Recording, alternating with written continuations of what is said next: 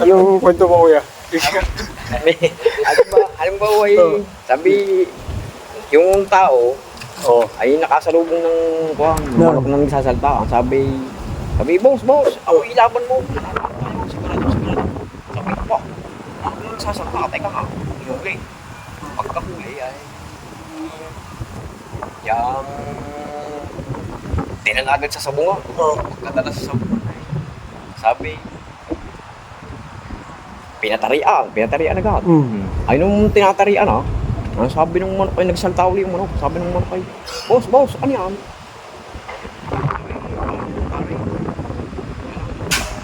Nagsasalita yung manok? Oo, Oo.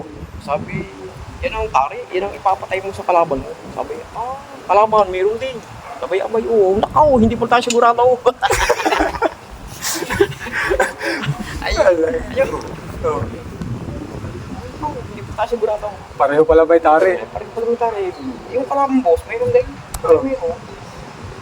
Nakaw, hindi pa tayo sigurado. Ngayon, sabi ng isang... Ano ba? Sabi ng isang pare, itong manok, 12 kanyang manok, inilaban sa kanilang lugar, lahat ay talo. Ang sabi ng isang manok, na nagsasalta ay, sabi, boss, ilaban mo ako sa Cavite. Tayo na Cavite. Ay, tagasan. Ay, taga San Pablo siya.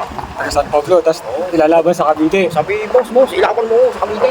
Talaga namili pa, ha? Teka, at ang gusto sa Cavite, sa Cavite, ang galing sa Cavite, ay, iniulot na. Napalaban na. Ay, nagsalita ako yung manok. Oo. Sabi ng manok ay, boss, dito lang papakamatay. Ibig sabihin, talo pa rin lahat. Hindi pa rin pananalo.